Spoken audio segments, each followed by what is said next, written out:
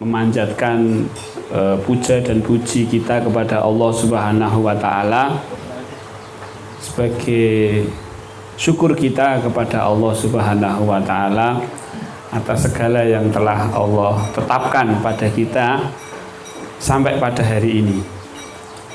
Salawat dan salam kita sampaikan kepada junjungan kita Nabi besar Muhammad sallallahu alaihi wasallam.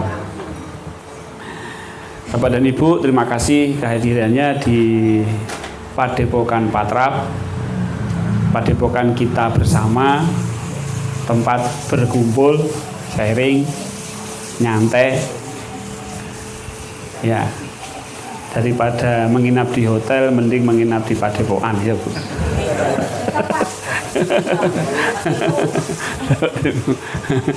Ya, kalau ke Solo kesini saja, nggak usah ke hotel ya Bapak Ibu. Kalau hotel sudah biasa Bapak Ibu ya. Iya, kalau hotel sudah biasa masuk kamar selesai. Kalau di sini masuk gerbang, bisa ke musola, bisa ke pendopo, bisa ke gazebo, bisa berendam di kolam. Kalau mau berendam, mau dapat ilmu, ya alhamdulillah bisa sharing, bisa makan. Nah, alhamdulillah. Ya, mau masak sendiri boleh Bu. Belanja di sana, nanti masak di sini, nah, boleh. Jadi seperti rumah sendiri. Nah, itulah. Ini konsepnya Padepokan. Jadi Padepokan itu training center. Padepokan yang memadukan antara tempat pelatihan dan apa? Bahasa Jawanya tuh homi gitu loh Bu. Homi itu kayak omai dhewe. Ya, terasa rumah sendiri. Ya, mungkin kalau Bapak Ibu rumahnya ya apa ya? Semuanya keramik semua, nah, di sini keramiknya batu bata seperti itu. Wah, betul aneh gitu ya Bu ya. Nah, itu kamar mandinya itu ada yang nggak jadi masuk kamar mandi loh Bu. Kok gedek gitu. Ketok no coba gitu. Itu jadi nggak mesti masuk. Setelah masuk, oh ternyata cuma variasi. Ya, ini apa? Membuat kesan saja Bapak Ibu. Ya, membuat kesan. Kesan apa? Kesan kayak zaman biyen itu. Nah, apalagi seperti ini. Ini jane ra nggo ki ora apa-apa aslinya. Nggak pakai ini nggak apa-apa gitu loh. Tapi kan kesannya apa kalau pakai ini Pak? Wah gitu. Kayak zaman biyen gitu. Seperti zaman dulu kan. Memang belinya memang bekas. Beli bekas. Kalau di sini kan banyak ya Bapak Ibu, jual-jual gini itu banyak. Rumah-rumah Jawa yang itu diwaris sama diwariskan gitu, kemudian dipotong-potong tuh rumahnya lah, otomatis gininya nggak dipakai, dijual gitu. Nah Bapak Ibu, pertemuan kali ini yang biasanya kita temanya tentang zikir nafas. Nah pada pertemuan kali ini fokusnya pada sholat sadar Allah. Ya, baik. Sholat sadar Allah. Ya, sholat sadar Allah ini sebenarnya cara bagaimana kita bisa mendapatkan kekhusyuan di dalam sholat. Tujuannya ke sana. Kalau ini pelatihan sholat khusyuk, ya terlalu tinggi lah, terlalu tinggi. Jadi nanti malah saya sendiri juga kesulitan, saya juga sholatnya belum tentu khusyuk. Tapi kalau tentang sadar Allah, karena memang di Al-Quran itu disebutkan tentang yang ini Bapak Ibu. Nah, Al-Baqarah 45-46. Jadi kalau di Al-Baqarah 45 itu wasta'inu bisobri wasolah, mintalah tolong kepadaku dengan sabar dan sholat. Wa innaha lakabiratun ila alal khosiin. Tapi sesungguhnya hal yang sabar dan sholat itu berat. Kecuali alladzina yadununa annahum mulaqu rabbihim, kecuali bagi mereka yang khusyuk. Siapa yang khusyuk itu? Yang khusyuk adalah orang yang mulaqu rabbihim itu sadar. Mulaqu rabbihim itu sadar, wa annahum ilaihi raji'un, raji'un itu pasrah. Jadi ini kuncinya. Kunci untuk mendapatkan khusyuk ini. Bisa beri wasolah wa innaha lakabiratun ila, kecuali alal khosyiin, kecuali mereka yang khusyuk. Nah, seperti apa khusyuk itu? Khusyuk itu sadar dan pasrah. Jadi simpel Bapak Ibu. Jadi kalau sholatnya itu sudah sadar Allah, ya sadar Allah dan pasrah kepada Allah. Kalau menurut Al-Baqarah 46 dimasukkan di dalam golongan apa Bapak Ibu? Khusyuk. Nah, kan mudah.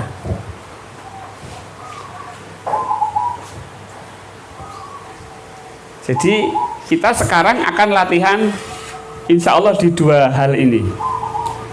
Latihan di sadar dan latihan di pasrah. Simple Bapak Ibu. Ya. Tapi hal yang simple ini kadang-kadang kita sudah terbiasa untuk memikirkan sesuatu.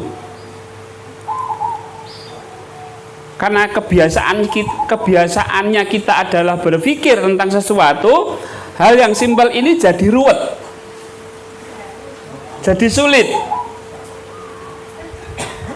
Berapa banyak saya mendapatkan pertanyaan, yang namanya sadar Allah itu yang seperti apa? Perlu penjelasan?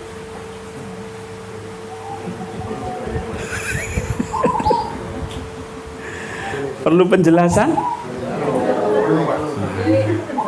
Tambah bingung. Ya. Baik. Sebenarnya begini, Pak. Sesuatu yang sadar itu tidak perlu dijelaskan.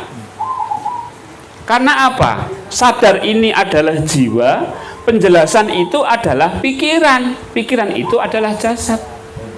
Terus gimana? Menjelaskan sesuatu yang tidak bisa dipikirkan oleh pikiran. Terus gimana coba? Wah. Ya kan Pak? Bingung. Kalau kesadaran itu bisa menyadari pikiran, betul? Bapak Ibu sekarang sedang berpikir tentang apa? Berpikir tentang rumah yang sudah kemarin saya tinggalkan. Berpikir nanti pulangnya itu bagaimana. Acara belum dimulai sudah memikirkan pulang. Ya. Aduh, nanti siang ini menunya apa? Tenang Bu, menunya tengkleng. Wah. Gimana coba itu? Sate, tengkleng, gulai, tongseng. Ya enggak, tongseng enggak ada dimasak. Ya. Jadi kesadaran itu bisa menyadari apa? Pikiran. Nah, begini Bapak Ibu. Kelihatan nggak dari sana Bapak Ibu? Kelihatan, saya uji Pak. Kesadaran. Berarti kesadarannya saya uji Pak. Kesadaran itu berarti pekerjaannya menyadari. Nah, kesadaran ini bisa menyadari apa? Pikiran. Nah, berarti misalnya pikiran itu misalnya apa? Membayangkan. Gek. Nah, membayangkan. Atau memikirkan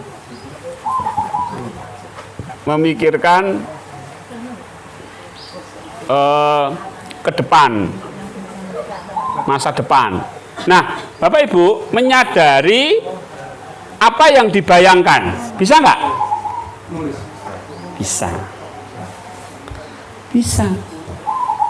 Karena memang levelnya itu tinggi kesadaran daripada pikiran.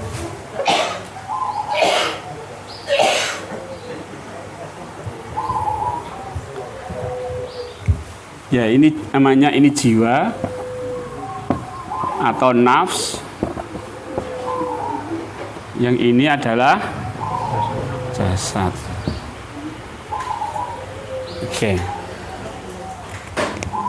Levelnya tinggi jiwa daripada jasad.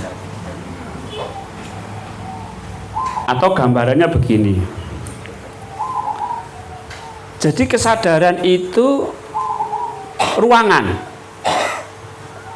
rumah misalnya, atau kamar, ruang kamar. Nah, analoginya biar untuk memudahkan. Contoh, ini untuk analoginya. Ya, Bapak Ibu, namanya jiwa itu adalah ruang kamar. Nah, sedangkan pikiran, perasaan itu adalah isi kamarnya itu. Apa isi kamarnya? Kasur, almari, apalagi?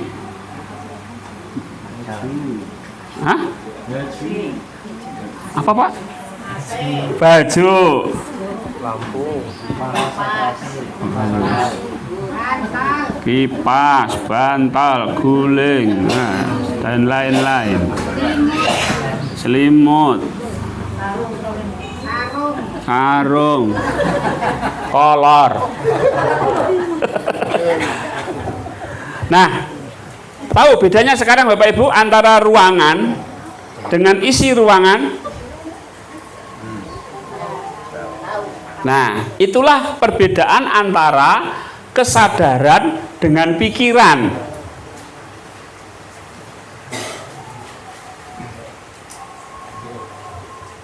Gimana? Bisa diterima? Apanya yang bisa diterima?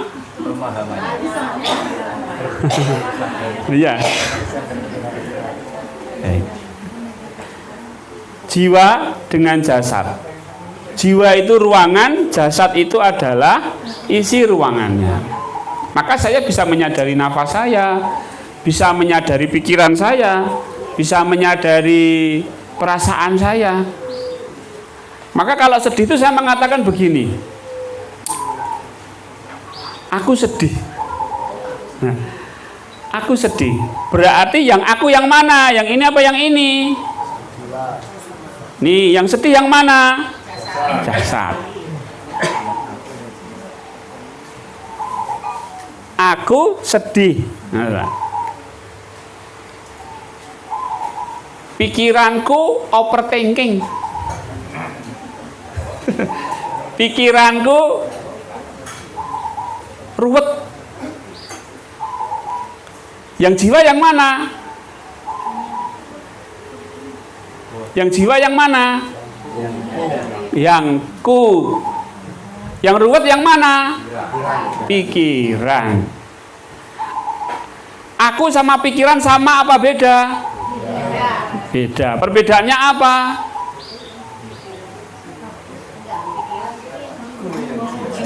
Aku itu adalah jiwa, pikiran adalah jasad. Aku itu adalah ruangan ini yang menyadari, sedangkan yang saya sadari adalah pikiran yang ruwet. Oh, sampai sini. Saya jelaskan seperti ini aja ke mahasiswa psikologi belum tentu paham. Mudah-mudahan Bapak Ibu yang bukan mahasiswa psikologi malah lebih paham. Ya kan Pak? Lihat ini non saya dulu Pak. Kan, ya? Bahasa Pak Pur ini. Iya, bahasa saya. Karena untuk menjaga seperti itu memang harus kadang-kadang bingung antara kesadaran dengan pikiran. Kesadarannya seperti apa, pikiran yang seperti apa. Nah, inilah perbedaannya. Karena untuk bisa sadar ini yang digunakan apa? Pikiran, apa? Jiwa. Nah, jiwa, apa? Pikiran. Kesadaran, apa jiwa? Ya benar semua. Benar semua. Jadi benar semua. Jadi kesadaran. Kesadaran itu menyadari. Coba Bapak Ibu sekarang praktek. Mari menyadari pikiran kita masing-masing. Ibu sedang berpikir apa sekarang? Enggak usah dijawab. Jawab dalam diri sendiri aja, di batin saja.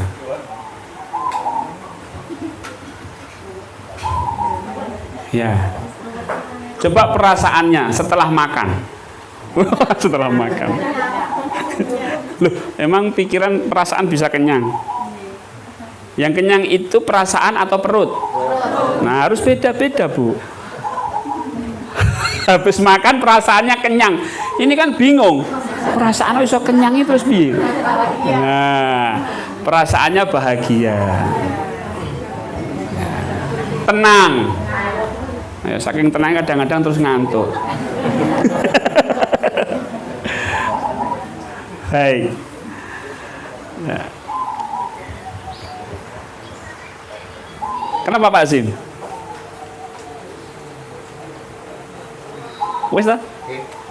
Nah, jadi Islam itu mengajarkan gunakanlah kesadaran. Siapakah yang khusyuk? Yang khusyuk adalah mereka yang sadar Allah. Nah, menyadari Allah. Jangan pakai DN kalau sholat, Pak. SA-nya aja. SA-nya aja. Menyadari Allah.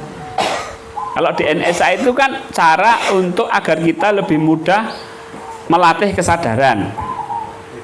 Nah, ini penerapannya di dalam sholat.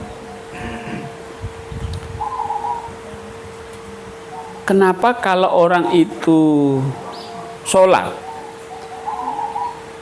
kok rasanya itu tidak bahagia gitu loh, Pak?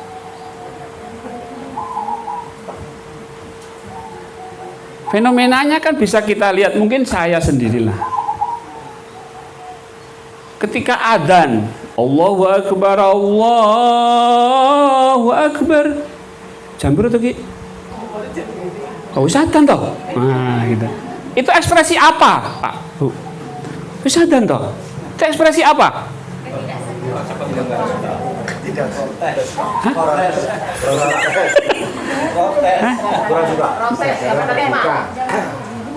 Ya?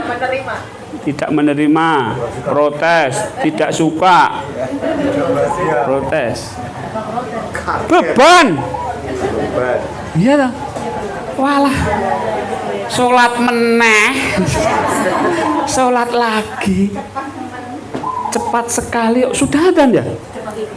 Nah, walaupun tidak mengatakan jane nek ra ono neraka aku jane gak salat to asli. Kadang ono neraka ya peksa. Nah, kata-kata terpaksa itu kan berarti beban. Betul nggak? Beban. Bagaimana sesuatu itu beban bisa menimbulkan bahagia? Bisa nggak? Piye? Beban kok menimbulkan bahagia itu terus carane piye? Hah? Allah benar. Hah? Allah benar. Loh. Itu kan beda bab. Wong iki bab salat. Ya, sesuatu yang beban tidak mungkin bisa kita nikmati. Betul nggak?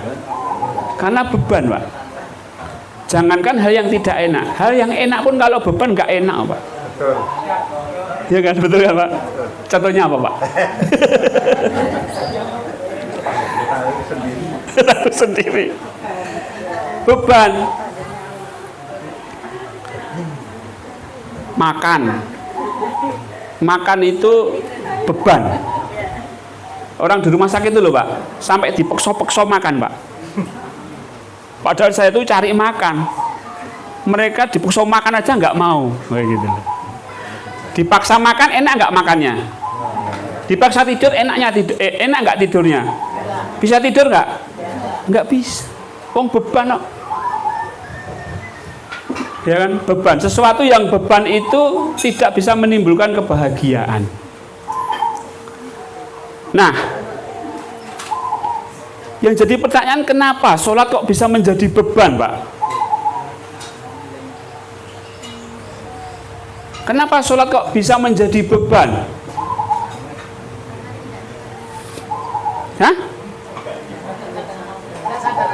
Nah, itu. Mau sholat nggak sadar Allah, sadar yang lain. Iya sing arep menikmati sholat, Pak.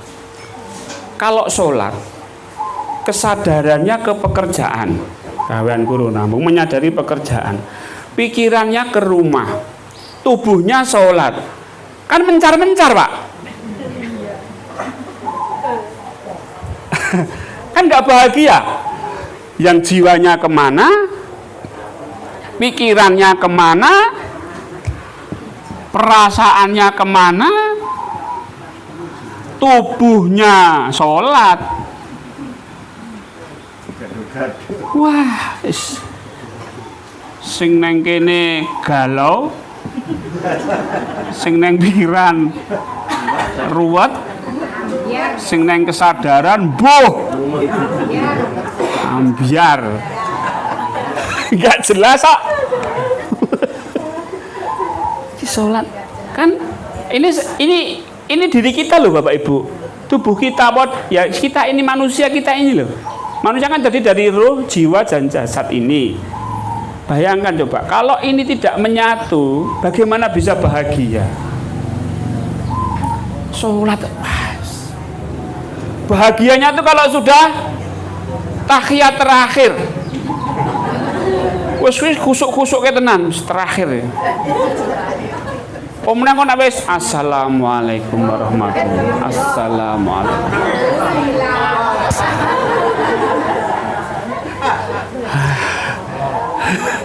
Plong. Loh, plongnya kok bar sholat gitu kan, jadi pertanyaan. Harusnya plongnya itu ketika Allahu Akbar, plong. Kayak gitu harusnya. Gitu. Tapi plongnya ini kok setelah Assalamualaikum warahmatullahi wabarakatuh. Assalamualaikum. Gaya.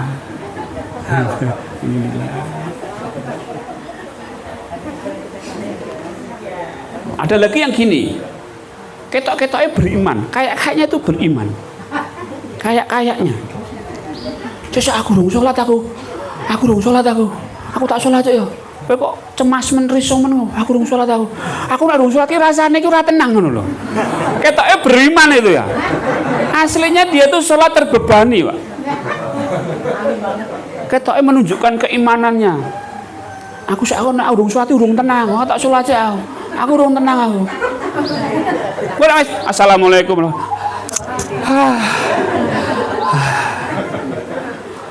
Engko nek adzan, wadan meneh pisan.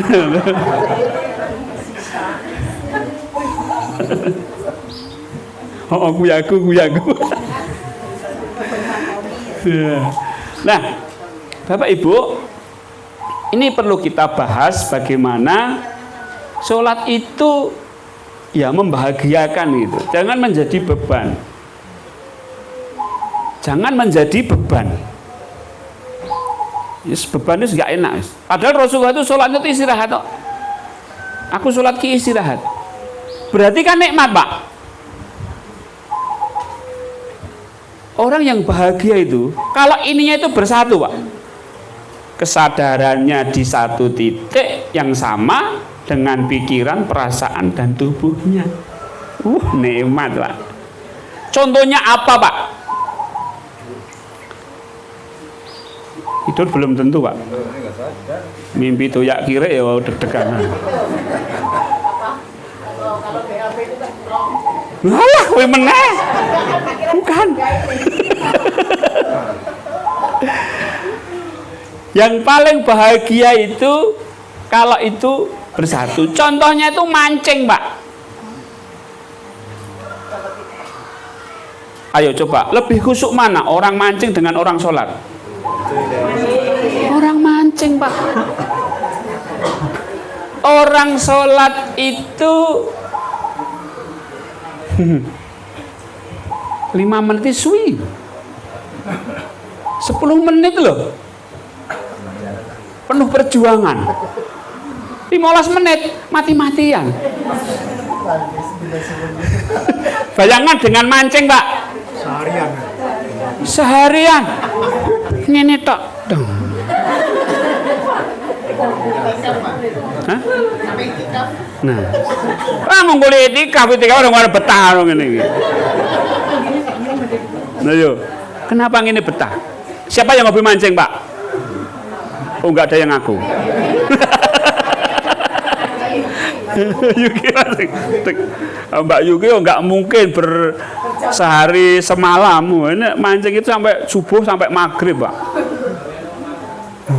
Gitu. Kenapa? Coba amati Bapak Ibu. Kenapa mancing ini dia menjadi dia betah kuat gitu loh. Pikirannya di situ juga. Nah, kesadarannya kemana? Ya kailnya itu ke pancingnya. Pikirannya kemana? Ya ke situ. Perasaannya di mana? Ya di situ. Tubuhnya sedang ngapain? Ya di situ. Nah, itu nikmat. Wah, iya. Jangan jauh-jauh sama orang mancing, Pak. Sama orang keplek itu loh, Pak. Tahu keplek? Nah, jangan tahu. Tahu ya, Pak? Jadi keplek. Plek gini loh, Pak. Gaple. Itu orang keplek itu duduk di perempatan, hawanya dingin dari mulai maghrib sampai subuh. Kok betah? Kesadarannya kemana? Kartunya. Pikirannya kemana? Kartunya. Perasaannya kemana? Tubuhnya sedang ngapain? Jadi satu kan? Betah, Pak.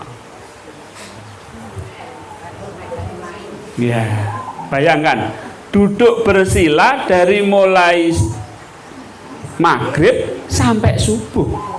Nek dibubar kira bubar. Nah itu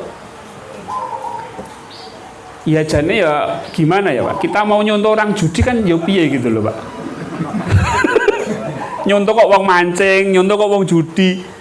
Ya bukan nyontoh mancingnya, bukan nyontoh judinya, tapi nyontoh bagaimana unsur-unsur ini itu bisa bersatu. Nah, sholat pun itu kalau ini bisa bersatu, nikmat. Rasulullah itu sholat itu lama. Lah kok sekarang sholat lama kok diarani aneh? Coba sholat lama di masjid, Pak. Aliran apa? Udah dilirik wah. Dirasani. Apa mana jadi imam? Wah.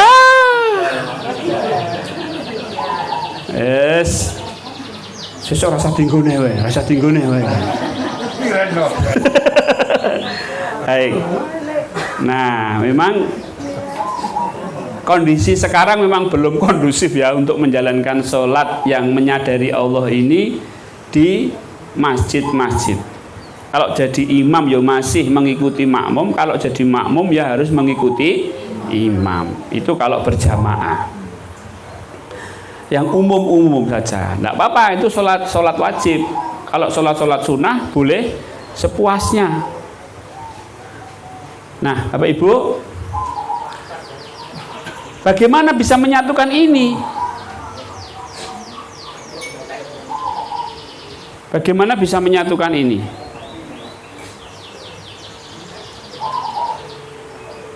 Nggak usah ribet-ribet, pikiran tak satukan, perasaan tak satukan, tubuh tak satukan, kesadaran. Walah kalau wangilmen gitu, enggak. Yang kita perlu lakukan adalah melatih kesadarannya ini. Ibaratnya ini adalah penguasa. Bukan dengan ini induknya lah. Induk. Nah, pikiran, perasaan itu adalah apa? Anak-anaknya itu apa namanya? Bukan cabang. Induk itu loh. Induk itu punya apa toh? Kalau kutuk itu loh, Pak. Biang. Biang. Ya, anak-anaknya lah ini. Ini anaknya, ini anaknya. Anak 1, anak 2, anak 3. Ya. Jadi cukup kesadarannya saja. Nanti pikiran perasaan itu akan kayak ibu kalau nyicipi masakan dulu, Bu. Dipikir nggak? Enggak. Sebenarnya bukan dirasakan, disadari.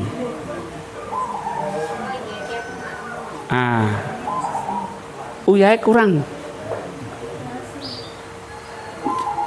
Itu ngambilnya itu juga pakai kesadaran. Akhirnya dia bisa ngatur sendiri kurang seberapa gitu. Rasa ditimbang nganggo, wah kesuwen. Uyai kurang sak miligram malah ra dadi itu, Pak. Wah, kurang sak itu. Gitu aja.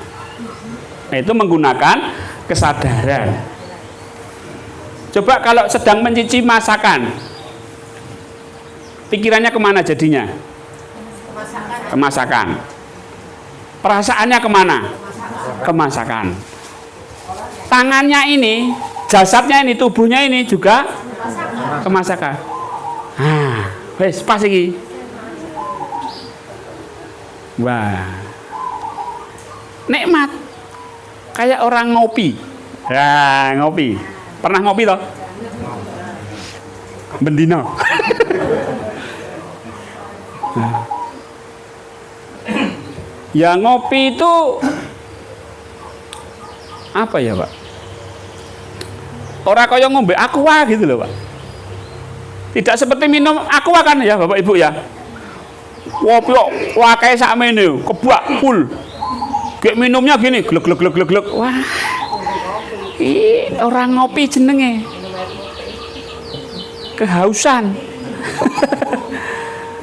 Ngopi itu misalnya separuh sini belum diminum, dibawi dulu. Wes gitu. Kesadarannya kemana? Pikirannya kemana? Perasaannya kemana? Perbuatannya? Nah, minum kopi, menghirup kopi. Senengnya loh. Nah, nikmat. Ya. Jadi bagaimana kita bisa menikmati itu dengan kesadaran yang kita aktifkan. Ini nanti ngikut Bapak Ibu. Ya. Jadi apa? Segala sesuatu itu kita mulai melibatkan kesadaran. Misalnya kita punya apa? Burung perkutut kayak gitu. Ketika kita menyadari perilakunya, kita bakal tahu apa yang dimaui si kutut itu. Misalnya suaminya menyadari istrinya, itu tahu, Pak. Istrinya itu butuh apa itu tahu. Meskipun istri marah-marah, sebenarnya apa? Dia butuh disayang. Oh, gitu, Pak. Kalau pakai kesadaran. Coba kalau pakai pikiran. Wedok iso muni-muni tok lho. Kalau pakai pikiran. Kalau pakai kesadaran. Oh. Minta disayang. Minta diajak ke Superindo. Itu pakai kesadaran. Jadi bahasanya kita akan tahu di balik sesuatu. Bapak Ibu gitu. Baik. Jadi sudah lebih paham ya tentang kesadaran ini. Islam sangat menekankan kesadaran. Mulaku robihim. Mulaku robihim itu berhadapan, berjumpa dengan Allah. Berarti kesadarannya kenapa? Kesadarannya bagaimana Pak Ibu? Mulaku robihim ini. Mulaku robihim, berjumpa dengan Allah. Berarti ketika sholat kita menyadari Allah. Kapan? Ya saat ini. Ketika sholat berjumpa Allah itu saat ini, bukan nanti di akhirat. Berjumpa Allah kalau di akhirat, sekarang ngapain?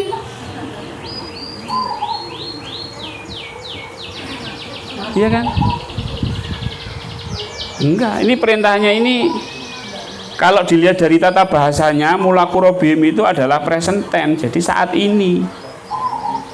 Tapi bukan berjumpa secara ini, berjumpa dengan kita kesadarannya ihsan. Mulaku robihim wa annahum ilaihi raji'un pasrah. Nah, nanti dengan kepasrahan dengan kesadaran ini, misalnya sadarnya ini sadar Allah, sadarnya sadar Allah, maka pikirannya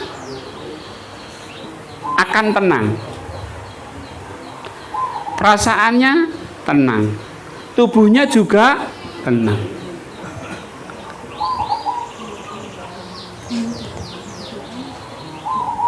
Tenang. Kalau nggak tenang bagaimana? Tetap sadar Allah. Jangan nggak tenang terus kembali ke perasaan, tambah nggak tenang lagi.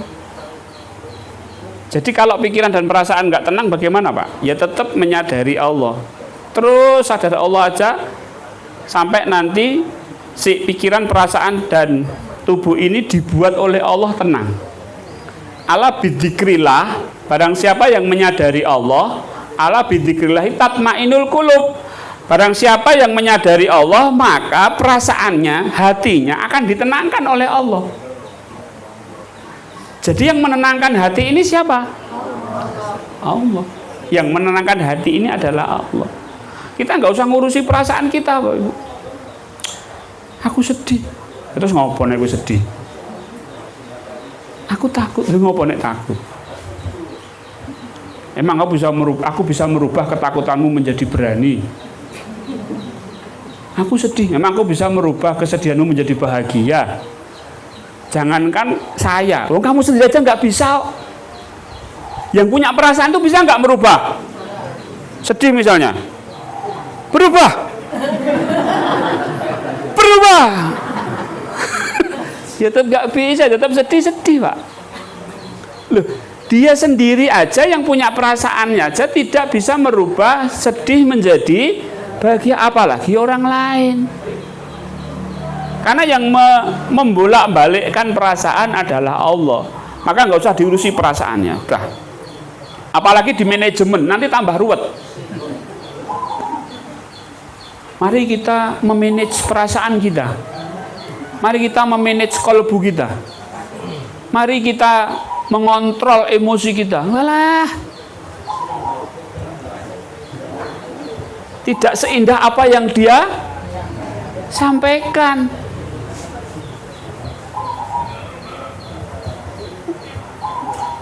Pas sedih yang susah Pak. Emang nggak bisa, tidak bisa. Maka ada kesadaran ini, kesadaran apa yang kita ingin apa? Kita ingin ini tenang. Ya udah, ini ke Allah aja sudah. Nggak usah ribet-ribet ngurusi ini. Baik, kembali ke sini. Lanjut Pak Azim.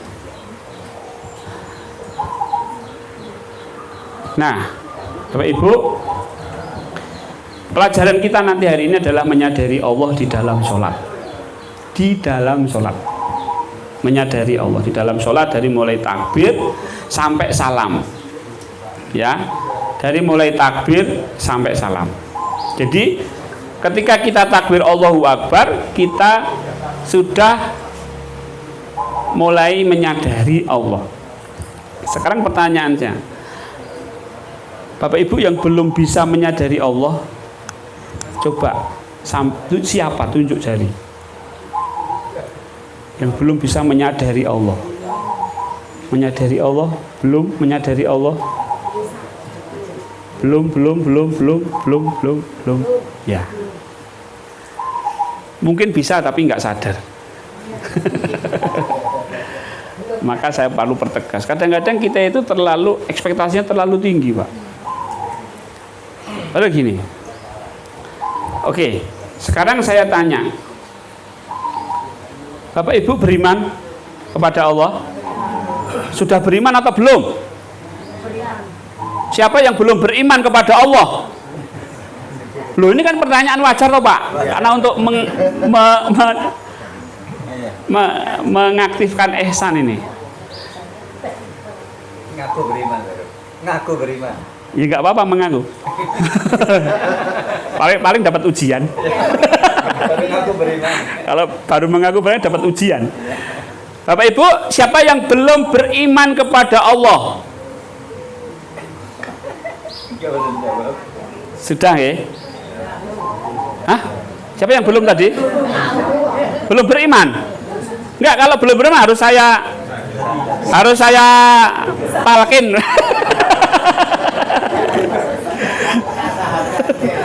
Harus saya syahadatkan gitu loh. Sudah ya, Bu? Oke. Beriman itu adalah meyakini adanya Allah. Betul? Sudah? Oke, sudah. Nah, berarti Allah ada apa tidak?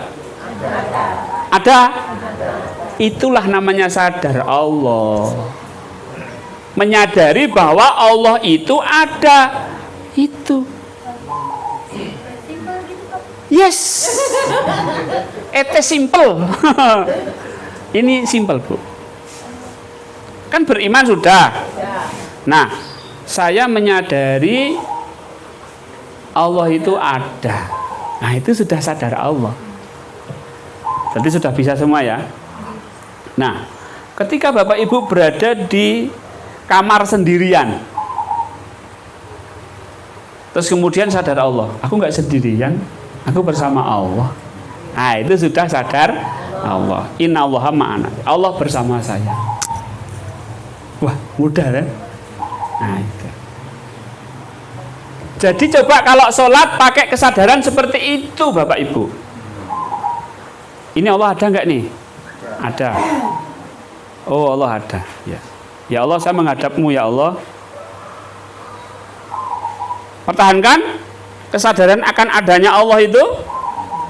Takbir. Kalau belum bisa, takbirnya harus pelan-pelan. Karena kadang-kadang kalau Allahu Akbar itu merusak kesadarannya, Pak. Ya. Kalau ini, karena kita harus mempertahankan ininya ini, Allah adanya ini, Pak.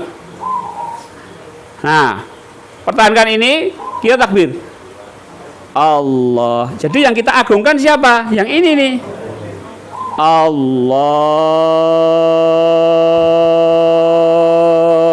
Akbar. Plak. Ini. Ininya yang perlu kita latih sebenarnya ini. Kalau sadar Allahnya semuanya sudah bisa. Karena semuanya beriman kepada Allah. Cuma bagaimana memaintain ini, menjaga ini agar selalu sadar Allahnya ini. Allahu Akbar. Allahu Akbar kabira. Kan ini kayak komunikasi gitu loh. Allahu Akbar kabira. Walhamdulillahi kasiro. Gitu. Kayak ini wa subhanallahi bukrata wa asila. Jadi kayak kita itu menyampaikan kepada yang kita imani gitu loh. Nah, itu kan komunikasi namanya. Nah, sampai pada seperti itu.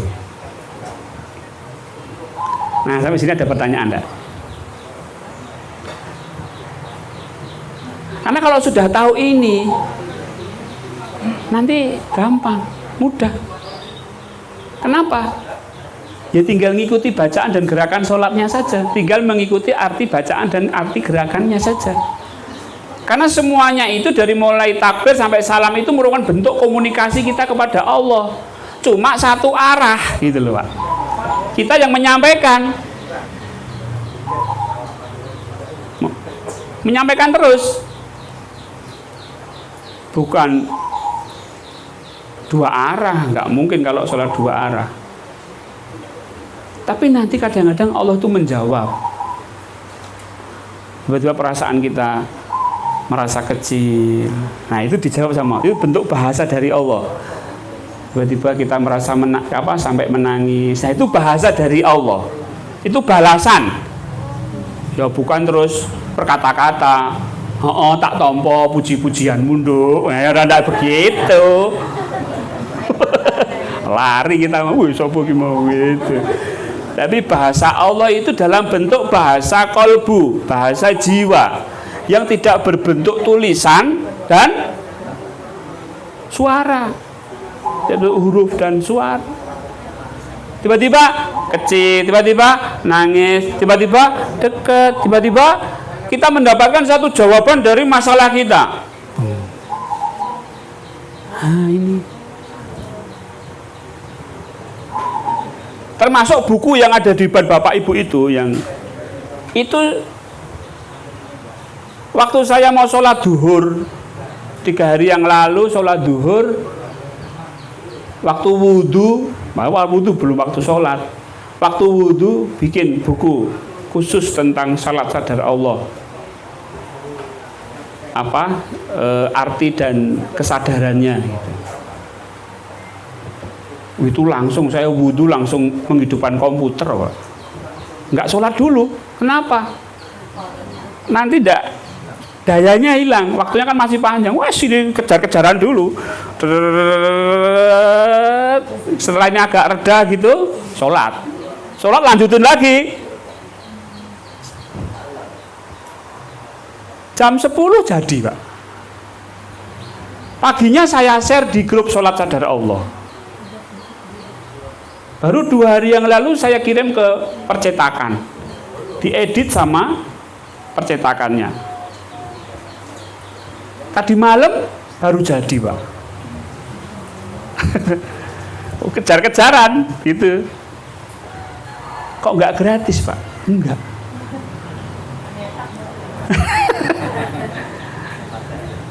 Kan nggak mahal Pak, cuma 20.000 toh Pak. Cetaknya 14.000. Satu buku saya cuma cetak 100. Nah 20.000 untuk buku pegangan.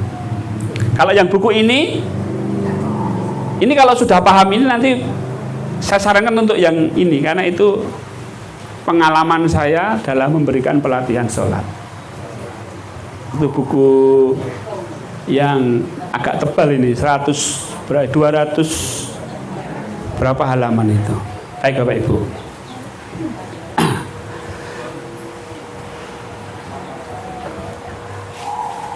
Oke, Bapak Ibu ada pertanyaan? Iya Pak Pono. Tapi kan baru awal Allah Akbar itu kan yang ada itu ya. Ini kan kadang-kadang ini kan baru mulai nih mempertahankan adanya itu Pak. Iya. Mungkin untuk Bapak Ibu yang ikut jamaah yang tidak, yang bukan dilisankan, bukan maghrib atau isya subuh. Iya. Jamaah tapi sendiri, jamaah tapi tidak dilisankan. Di awal untuk mempertahankan adanya itu ada jeda. Membaca, mendengar, kalau di maghrib itu kan ada jedanya juga. Nah, ini bacanya mempertahankan lamanya itu. Ini adanya tadi. Ini yang mungkin jadi problem umum pertahankan. Jadi bacaan sudah selesai misalnya gitu. Ya. Bacaan sudah selesai, ada jeda diam itu. Nah, itu mempertahankan kesadaran akan Allah itu. Nah, itu. Iya. Nah, itu yang memang kita akan kita latih pada pertemuan kali ini. Ya makanya kita harus tahu dulu seperti apa sadar Allah itu. Kan sudah tadi Pak. Kita beriman kepada Allah, ya. Coba kita beriman kepada Allah yang apa? Oh, saya beriman kepada Allah yang dekat. Oke, yang dekat. Coba sekarang sadari bahwa Allah itu dekat. Ya kan? Sadari Allah itu dekat. Sadari, jangan dipikirkan, sadari aja. Sadari bahwa Allah itu dekat. Kemudian takbir. Allahu Akbar. Nah, ini ada waktu jeda, ada diam. Diam itu untuk ini sebenarnya untuk menguatkan agar kita untuk selalu on ini, Pak. Selalu sadar Allah ini. Kemudian kita baca iftitah, baca Al-Fatihah. Nah, itu dengan Allahu Akbar kabira walhamdulillahi katsira. Memang kalau membaca enak karena ada komunikasinya. Tapi kalau pas diam,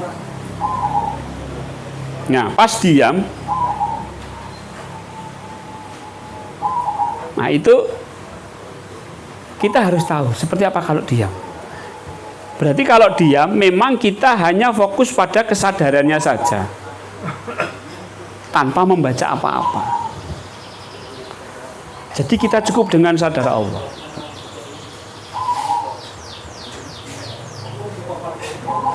Ya. Karena yang lama itu sebenarnya yang membuat sholat lama itu adalah kesadarannya ini, Pak. Misalnya ketika ruku. Ruku itu kalau dibaca kan cuma sebentar, Pak. Subhana rabbiyal azimi wa bihamdi, subhana rabbiyal azimi wa bihamdi. Tapi kalau kesadarannya ini dipertahankan, tunduk kepada Allah, kan ini bahasa, Pak, ini, Pak.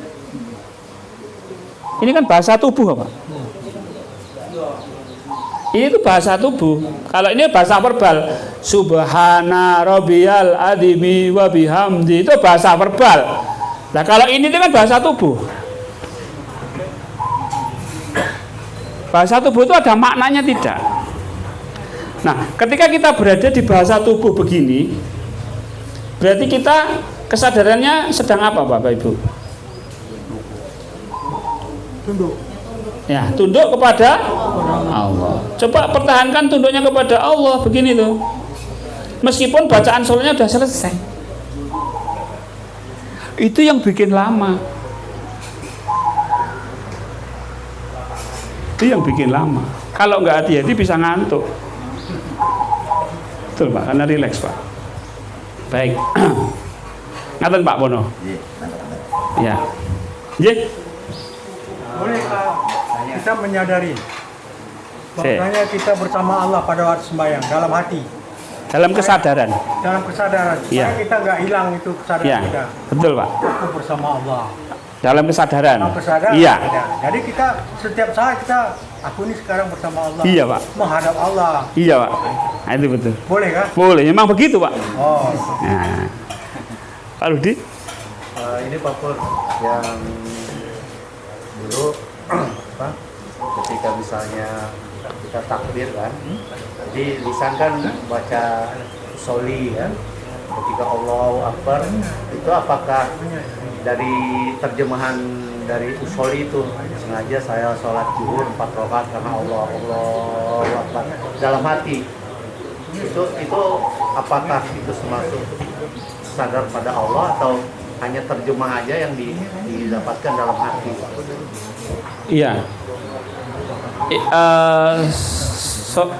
Niat itu niat ya, Pak ya? Niat ya. Nah, niat itu mengaktifkan kesadaran untuk melakukan sholat. Nah, sadar Allah itu tidak hanya ketika sholat.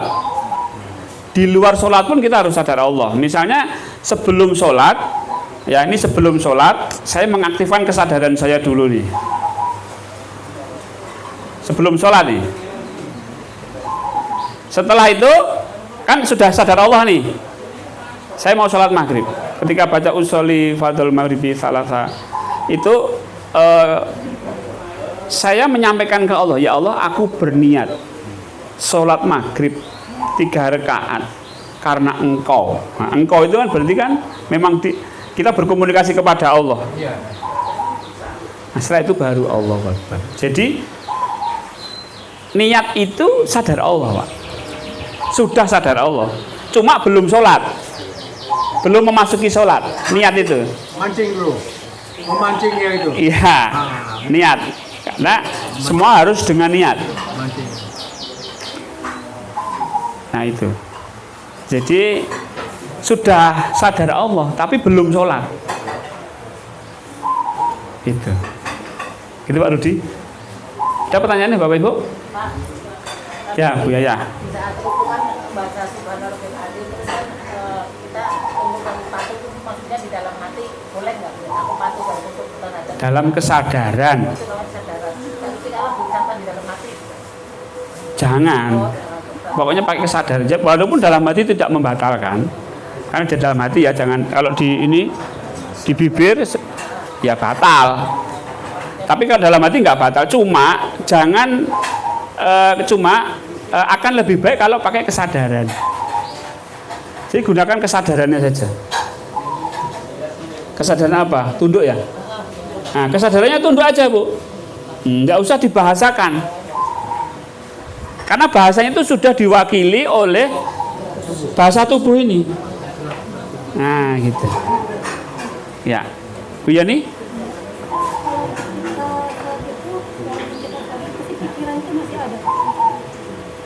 Gimana? Ketika sholat? Pikiran itu dan pikiran perasaan itu masih kalau masih ada. Iya.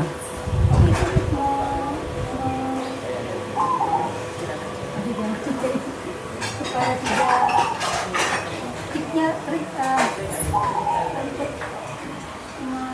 Meredam pikiran. Oke. Agar pikiran tidak lari-lari.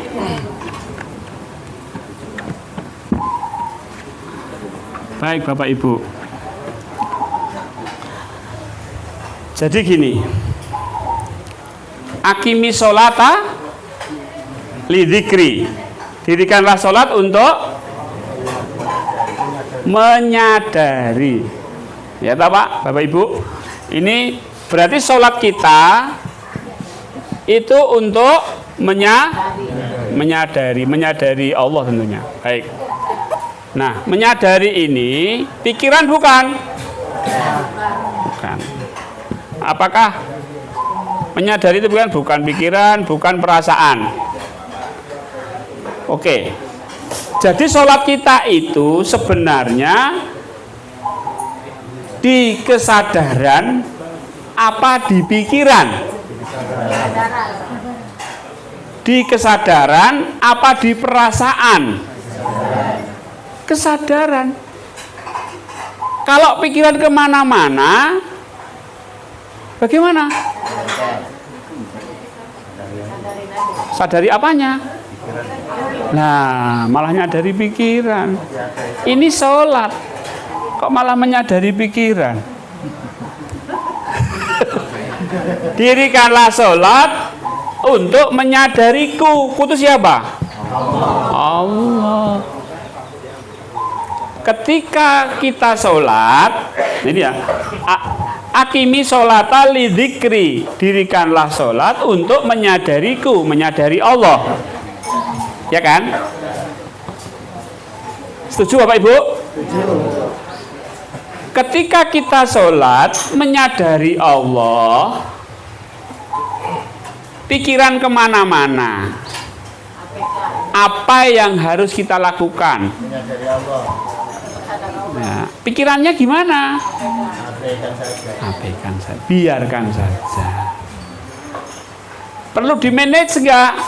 Ya, bro. Nggak usah. Sak mikir-mikirmu, sak karep-karepmu. Aku harap neng Gusti Allah. Bagaimana kalau perasaannya sedang galau? Menyadari Allah. Ketika kita sholat, sama. Sak galau-galaumu, sak karepmu, sak sedih-sedihmu, sak karepmu.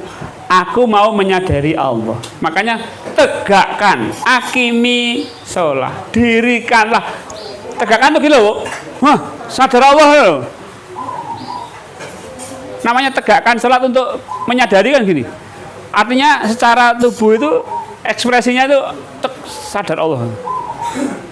Tegakkan ini. Pikiran kemana-mana, biarkan. Pikiran menemukan kunci. Loh, pikiran bisa menemukan kunci loh, Pak. Loh, bagaimana ketika pikiran itu menemukan kunci? Biarkan. Nggak usah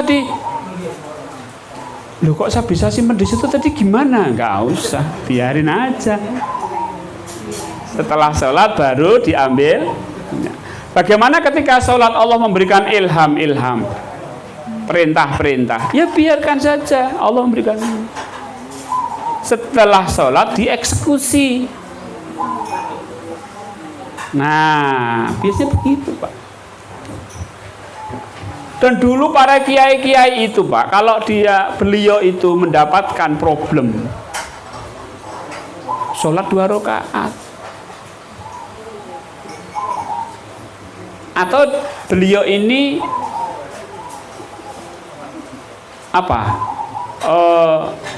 mendapat keluhan dari jamaahnya, dari santrinya. Tunggu sebentar, aku tak masuk kamar. Masuk kamar, sholat 2 rakaat. Ya ke Allah, bukan cari solusi. Dia menyadari Allah, belum pikirannya dikirim ilham sama Allah. Deng. Oh begini. Ini kalau kiai-kiai sepuh biasanya punya kamar khusus untuk berkomunikasi kepada Allah. Baik. Ada lagi pertanyaan?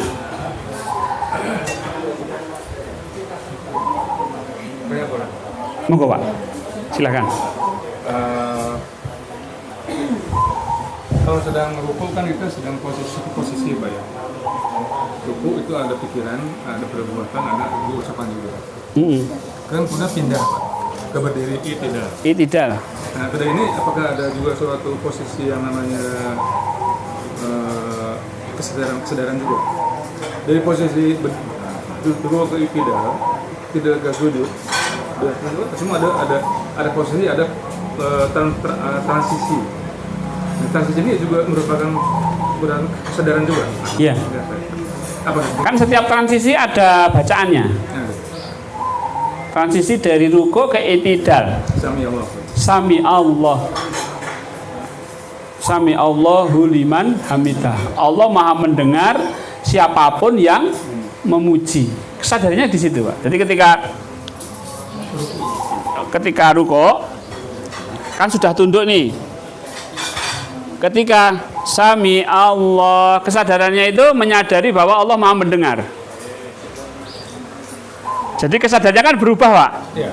Terus kalau dari berdiri ke sujud kan nggak ada bacaannya. Dari berdiri sami Allah. Dari i'tidal. Dari i'tidal. Dari i'tidal ke sujud. Itu kan Allahu Akbar. Maksudnya Allahu Akbar ada. Ya. Menyeru Tuhan lagi. Ya. Menyadari Allah Maha besar, Allah Maha agung. Ya. Jadi ketika i'tidal begini, Allah. Nah, kesadarannya kan berubah. Ya. Dari menyadari Allah Maha mendengar. Maaf. Sami Allahu liman hamidah, Rabbana walakal ham. Menyadari Tuhan yang patut dipuji. Rabbana walakal ham. Patut dipuji kan? Nah, ketika mau berubah dari i'tidal ke sujud, kesadarannya berubah. Menyadari apa? Allah yang Maha Agung. Allahu Akbar. Nah, ini sudah berubah. Kemudian berubah lagi ketika sujud. Karena posisi tubuhnya sudah bahasanya bahasa sujud, sudah bahasa pasrah. Nah, jadi kesadarannya sudah kesadaran berserah kepada Allah. Kemudian subhana, maha suci engkau, Rabbiyal a'la, yang maha tinggi, wabihamdi, dan segala puji bagimu. Jadi, kesadarannya itu satu sujud itu kesadarannya berubah-ubah juga. Menyadari yang maha suci, menyadari yang maha tinggi, menyadari yang dipuji gitu.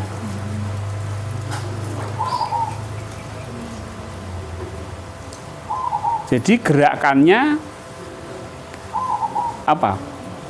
Gerak jiwanya itu pindah-pindah terus, Pak. Itu memang didikan Allah agar kita itu pikiran kita bisa terinstal. Gini, kalau kita menyadari sedang pasrah kepada Allah, kita menyadari pasrah, maka pikirannya itu nanti juga akan terbiasa dengan pasrah.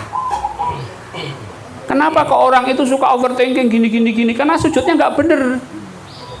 Sujudnya bener tapi jiwanya nggak ikut sujud, sehingga senang nyandai dewi.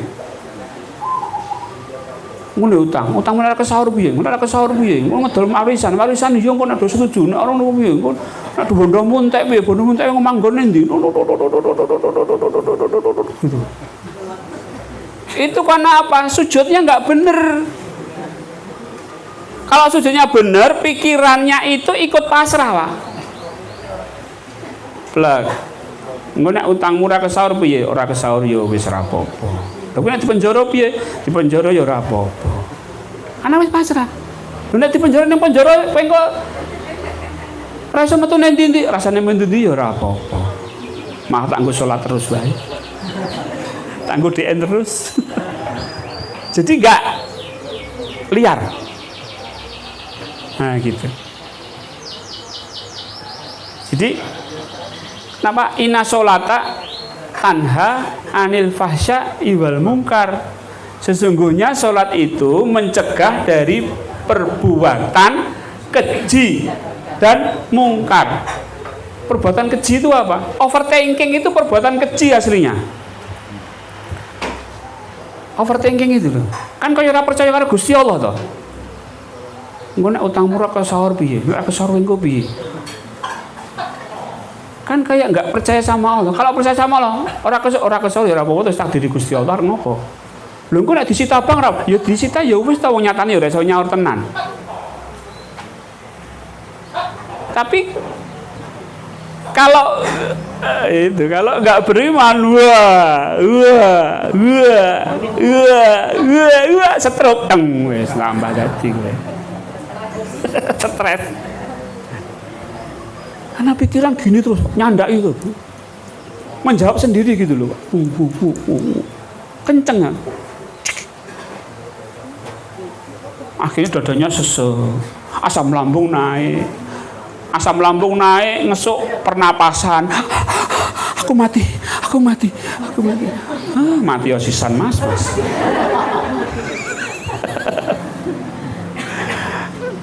Nah itu diperisake ya enggak apa-apa. Ke dokter ya enggak apa-apa, bapak ini sehat enggak apa-apa, ini hanya kecemasan.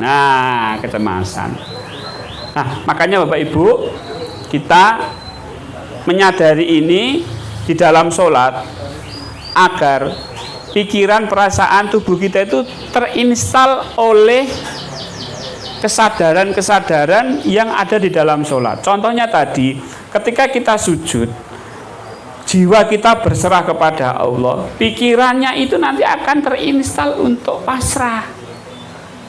Kata dulu Pak, ini ruangan kamar, isinya apa? Kasur, lemari. Coba kalau ruangannya itu tenang, ruangannya sejuk, ruangannya nyaman, isinya ya nyaman gitu loh. Tapi kalau ruangannya sudah nggak nyaman, ruangannya nggak tenang, isinya berantakan. Coba masuk ke kamar anak itu. Wah, kowe berantakan berarti pikiranmu ya berantakan. Ngomong jujur wae. Masalah apa? Pikiran apa? Kamarmu berantakan. Itu ibaratnya gitu. Nah, Maka yang perlu kita tata sebenarnya, kita nggak perlu menata ini, nanti ini akan tertata sendiri. Yang perlu kita latih itu adalah kesadarannya. Kesadaran. Saya tidak mempersulit sholat Bapak Ibu loh ya. Udah di sholat kok udah diangel banget udah dian. Iya kan? Wah aku wingi wis lulus TPA yo wis rampung loh. Saya sudah hafal sholatnya, sudah hafal gerakannya, wis rampung selesai. Ini tidak nggak kesadaran barang ini loh.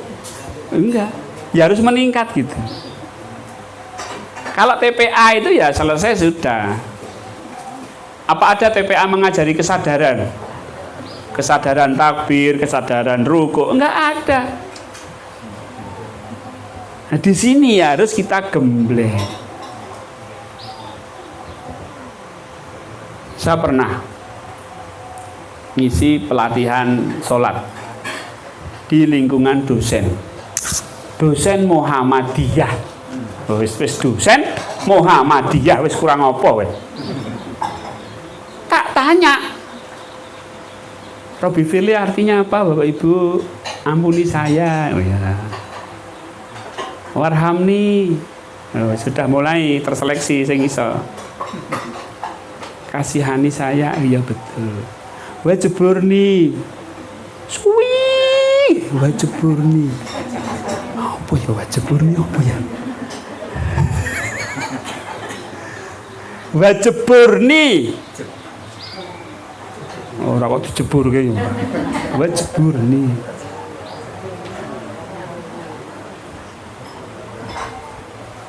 Jangan-jangan Bapak Ibu juga belum tahu ya? Wajeburni itu nggak tahu Pak. Apalagi warfa'ni. Nek warzukni tahu, warzukni rezeki. Wah, rezeki ngerti kowe. Angger masalah duit apal. Warzukni tahu Pak. Rabbi Firly warhamni wajibuni warfa'ni wahdini. Apa wahdini ki apa ya? Wa'afini apa ya? Wa'afini ki apa ya? Wa'fu'ani wala apa ku ya? Nah selama ini sholat itu terus gimana? Itu dibaca setiap rakaat loh Pak. Setiap duduk iftirash loh Pak. Kok yang tahu cuma Robi Firly? Sama Barzukni Pak. Mantepin wis Barzukni. Itu mau dimantepi wong kadang-kadang yang diseret tok Pak. Robi Firly waramni wajibuni warfani wajini warjuni wafini wafuani. Itu malaikatnya iki njaluk apa? Malaikatnya yo bingung. Ini njaluk apa? Robi Firly waramni wajibuni warfani wajini warjuni wafini wafuani.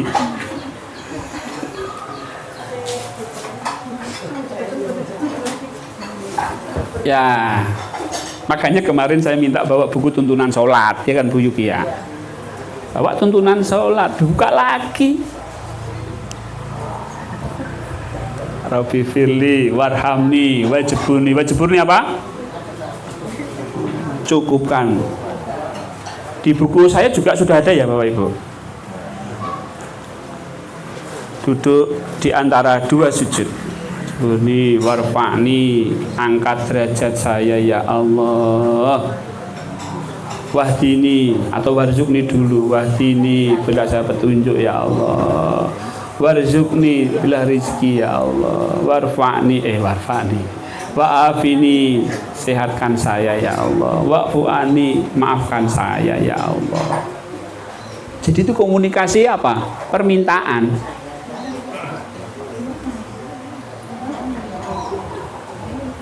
Jadi sholat itu doa. Doanya ketika apa? Duduk di antara dua sujud. Tapi taunya ketika sujud terakhir. Padahal doa itu ada di duduk iftirash. Sholatnya cepet but yang dongo suwi. Padahal itu 8 doa ini Pak. Robbi firli warhamni wajibni warfani wadini wajuni wafini wafu'ani. Itu sudah mencukupi semua dalam kehidupan kita. Bapak Ibu punya masalah apa? Tak jawab pakai kedelapan ini. Salah satunya masalah utang, rezeki. Masalah sulit jodoh, warhamni. Masalah apa lagi? Masalah stres kakek dosa, Robbi firli. Gitu. Loro boyok ra mari-mari. Loro boyok ra mari-mari. Ekserdasen. Loro boyok ra mari-mari.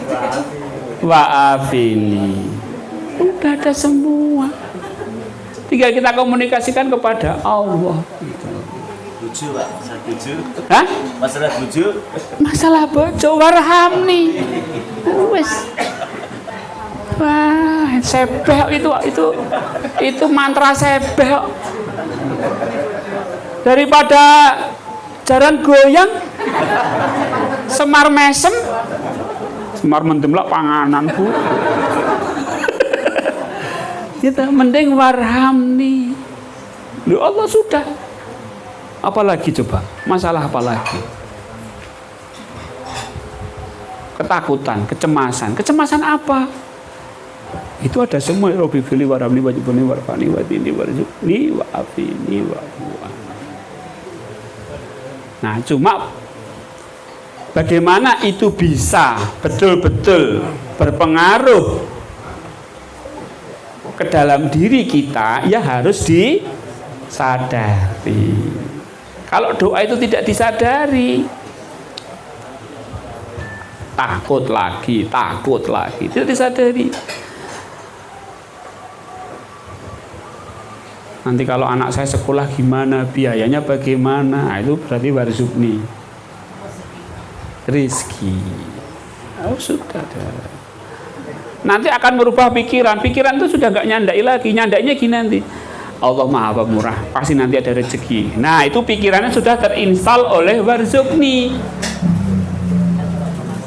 Hah? Nah, Allah kasih rezeki. Loro untuk sitel, ada. Loro sitel yang ngono. Lebay. Tidak seimbang antara disease dengan illness gitu loh. Antara sakit dengan rasa sakit. Sakitnya ming sakmene, rasa sakitnya alah. Lebay mau. Nah, kalau wa'afini gayanya itu gaya disembuhkan Allah gitu lah. Jadi rasa sakitnya juga berkurang. Rasa sakit yang berkurang akan mengurangi sakitnya, juga akan cepat sembuh. Nah, gitu ya Pak Ibu. Itu pengaruhnya. Ada pertanyaan? Ya. Kita selama ini kan melatih kesadaran itu dengan menyadari Allah. Hidayah itu kan tutup mata, ya. Iya. Sedangkan dalam sholat kan kita harus buka mata kita, ya. Ketiga buah mata kan ada mulai dari sejadah, pandangan, segala itu kan masuk ke pikiran kita. Nah itu mengabaikannya supaya kembali lagi menyadari Allah itu gimana? Iya. Begini. Yang pertama, tutup mata atau buka mata ketika sholat.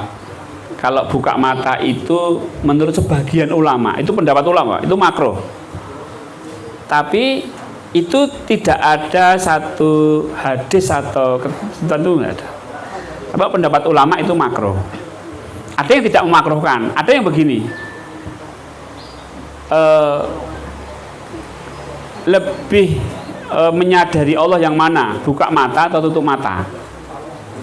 Nah, kalau tutup mata lebih bagus, Pak. Kalau tutup mata itu lebih membuat kita lebih menyadari Allah. Nah, oke. Kalau buka mata bagaimana? Karena kadang-kadang kan terganggu ini, Pak. Tulisan di depannya gitu. Pernah melihat orang melamun, Pak? Melamun dulu Pak. Ngelamun. Ya. Ngelamun itu Pak, ada orang lewat ini. Nggak tahu. Nggak sadar. Tahu tapi nggak sadar. Ada orang lewat tahu tapi nggak sadar. Kesadarannya kemana? Kayak apa yang dilamunkan itu. Nah sama Pak. Saya sadar Allah. Ada orang lewat, tahu, tapi nggak saya sadari. Saya sadar Allah aja. Jadi buka mata gini Pak. Ada anak lari. Saya sadar Allah. Oke, mempertahankan kesadarannya tadi Pak. Mata melihat, telinga mendengar, pikiran berpikir, perasaan berasa. Enggak saya sadari. Cokot nyamuk, gatel. Saya tahu kalau cokot nyamuk itu gatel, tapi enggak saya sadari. Nah gitu. Nah fokusnya adalah menyadari Allah. Di latihan ini Pak, apa namanya? Menjadi jiwa. Nah gitu. Baik. Ada pertanyaan lagi? Silakan Pak. Hubungan dengan yang tadi juga, misalnya kita sholat berjamaah, kita mempertahankan kesadaran dengan melakukan diri inspirasi, tapi imamnya terlalu cepat kan? Belum sampai ke sana sudah harus ikutin imam geraknya. Gimana ujian untuk mempertahankan kesadaran atau menciptakan kesadaran yang baru lagi? Iya. Ini kan jamaah Pak. Iya berjamaah. Ya. Jamaah. Imamnya jelas. Oke. Sebenarnya gini Pak. Antara menyadari Allah dengan fisik kita, jasad kita itu berbeda Pak. Ini Pak. Ini jasad. Ini jiwa ini kan berbeda Pak. Sama apa beda? Ya? Berbeda. Nah, ketika sholat kita fokusnya di sini. Kita berada di sini. Kalau ini mengikuti syariatnya aja Pak. Syariatnya orang berjamaah apa? Sebagai makmum mengikuti imam. Ini syariatnya. Apakah kesadarannya mengikuti imam? Tidak, ini menyadari Allah saja. Pak maksudnya Pak ya? Nah, gitu ya Pak. Jadi masalah syariat kalau sudah berjamaah manut imam. Nah kalau kita Fatihah belum selesai manut imam. Kalau kita sujud nggak sempat baca Subhanallah, manut imam, malah penak. Loh, iya? Apa? Sunnah juga bacaan kalau nggak sempat. Ya wajib pun manut imam Pak. Fatihah kan wajib. Ya. Tapi ini imam cepatnya luar biasa. Kita baru baca iftitah belum selesai, beliau sudah ruku. Perlu baca Al-Fatihah? Enggak perlu, manut imam. Yang penting kesadarannya ke Allah. Gitu loh Pak. Karena ini berjamaah, beda dengan kalau sholat sendiri. Sudah ditanggung sama imam.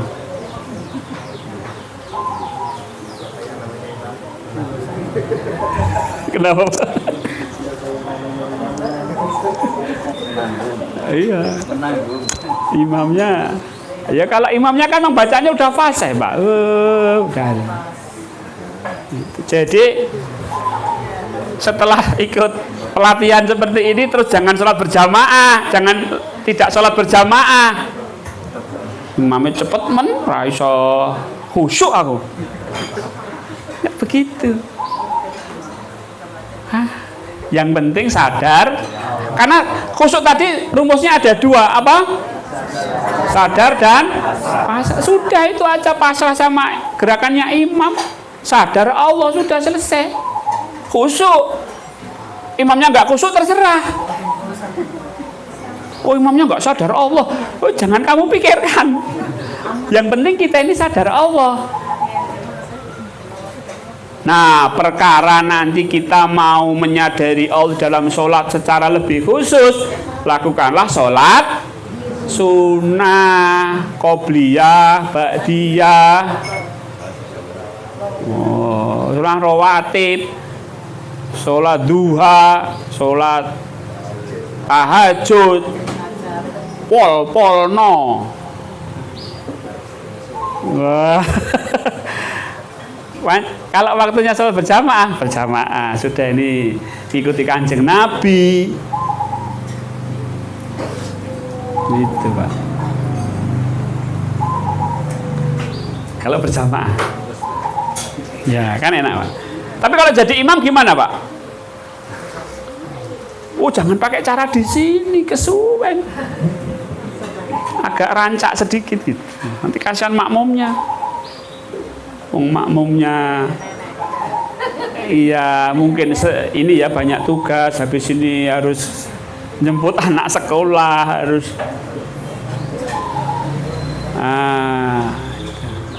ya ini apa, kita harus kalau jadi imam ya harus tahu ini makmumnya siapa.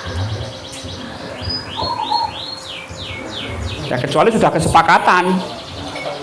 Gimana Pak Arif? Kita sholat khusyuk, sadar Allah. Kalau nanti saya lama, Pak Arif ke Allah ya. Oke, kalau sudah gitu, oke sholat. Kompak, Pak.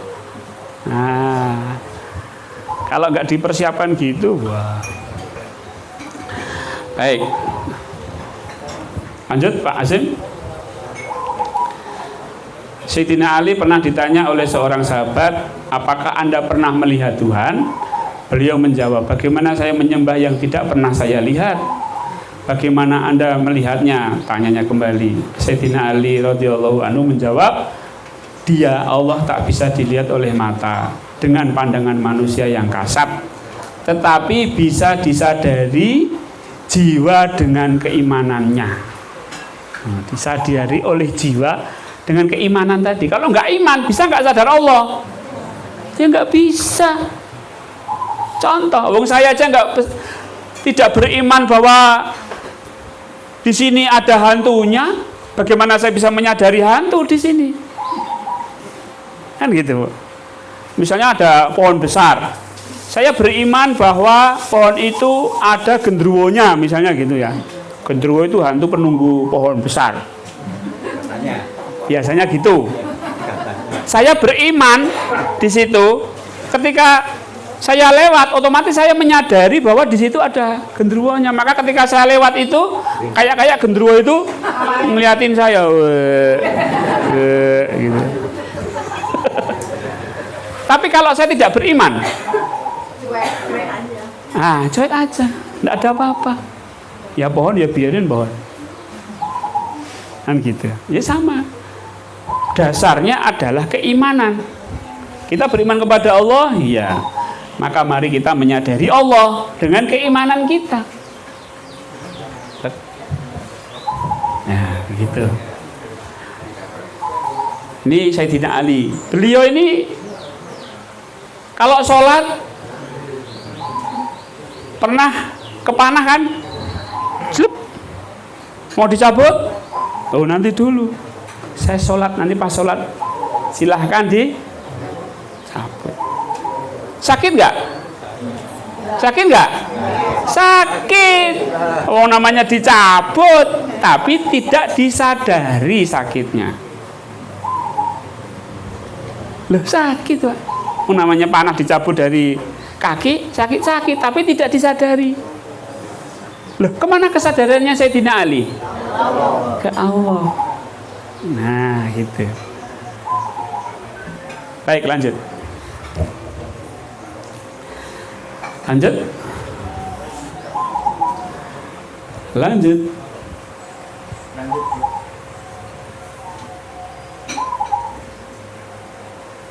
Ya, stop dulu, Pak. Ini ibu nggak kehausan toh? Mau minum dulu nggak? Nggak lapar toh? Hah? Ambil sendiri. Saya mau minta Mas Beken aja kalau gitu. Minta minum Mas Beken. Yang haus saya. Sadar. Enggak, kalau Bapak Ibu mengambil minum, saya ngambil minum gitu loh. Karena pada nggak ngambil minum, saya minta tolong Mas Beken. Baik, rukun Islam, rukun iman, ini rukun ihsan. Apa rukun ihsan? Rukun Islam sudah tahu ya Pak Ibu? Rukun iman? Nah, iman. Setelah iman kepada Allah, maka sembahlah Allah seolah-olah engkau melihatnya. Melihatnya itu dengan kesadaran. Kalau dengan kesadaran tidak seolah-olah, tapi kalau dengan mata seolah-olah. Seolah-olah Allah melihat saya. Karena seolah-olah berarti tidak menggunakan mata. Memang Allah ya walaupun melihat tapi tidak menggunakan mata. Sama dengan kita, kalau kita bisa melihat Allah, ia tidak menggunakan mata, tapi menggunakan kesadaran. Conscious, sadar, sehingga aware. Engkau melihatnya. Sekiranya engkau tidak dapat melihatnya, maka sesungguhnya Allah melihatmu. Seolah-olah aku melihat Allah. Berarti aku ini menggunakan kesadarannya agar tidak seolah-olah. Kalau seolah-olah pakai mata, seolah-olah. Berarti kan seolah-olah itu kan bukan lah. Misalnya saya orang miskin. Seolah-olah saya kaya, padahal seolah-olah saya melihat, padahal tidak melihat. Berarti jangan pakai mata, gunakanlah kesadarannya. Saya sadar melihat Allah. Ini Allah ini ada. Orang Jawa itu sampai lho, delon sing ngecat Lombok. Oh, gitu, Pak. Lihatlah yang ngecat Lombok itu, Pak. Bisa nggak dilihat pakai mata? Bisa nggak disadari? Bisa. Lombok itu dari mulai warnanya hijau berubah kuning menjadi merah, habis itu coklat. Loh. Bosok. Loh, yang ngecat itu loh, yang merubah-rubah itu siapa? Ada nggak Allahnya? Ada. Nah, kalau sudah bisa menyadari itu, udah pegang terus itu. Itu intinya sadar Allah. Jadi kita berislam itu harus memenuhi 3 rukun ini, Bapak Ibu. Kalau hanya Islam sama iman belum lengkap. Terima kasih. Bapak Ibu nggak minum? Itu disediakan loh Bapak Ibu. Tenang, saya tidak bohong. Seolah-olah minum, padahal nggak minum. Saya minum ya Bu. Wah, kopi. Kopi Pak.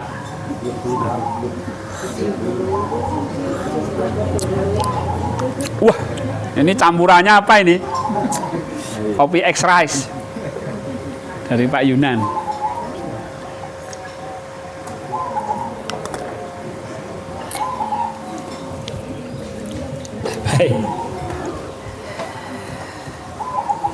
Bapak Ibu sudah mendapatkan intinya?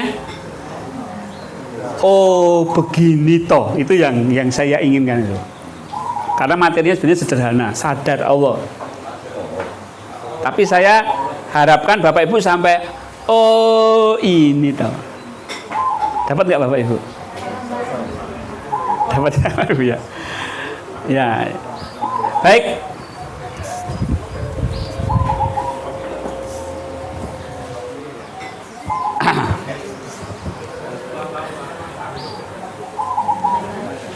Ya ini masih ihsan. Ihsan itu sadar Allah itu loh Bapak Ibu.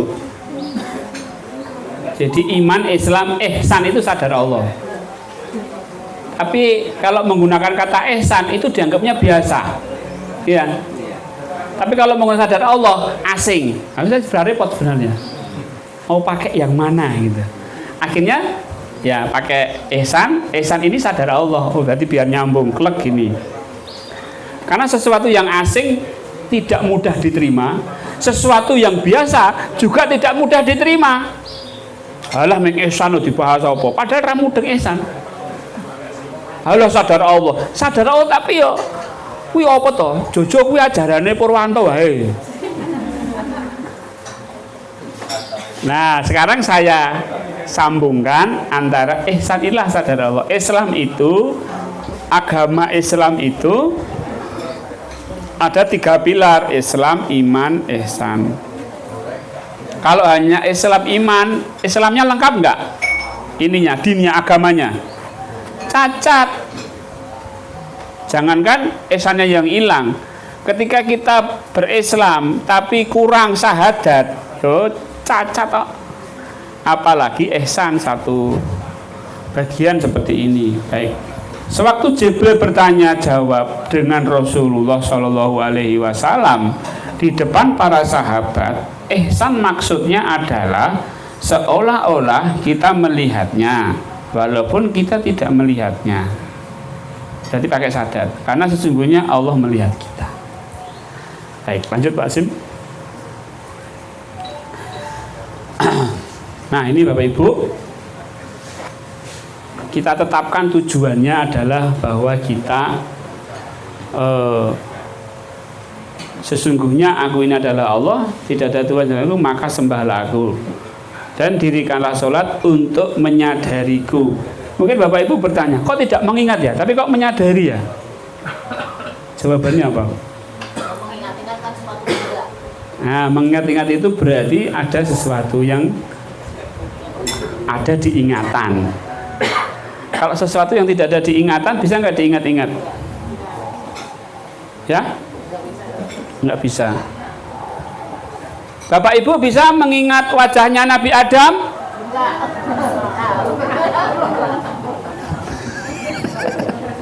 Bisa nggak? Nggak bisa. Kenapa nggak bisa? Karena di sini nggak ada. Bapak Ibu bisa mengingat wajahnya Desi Ratnasari? Iya, bisa. Karena pernah di sini sudah pernah tersimpan. Nah kalau nggak pernah tersimpan wajahnya Nabi Nuh,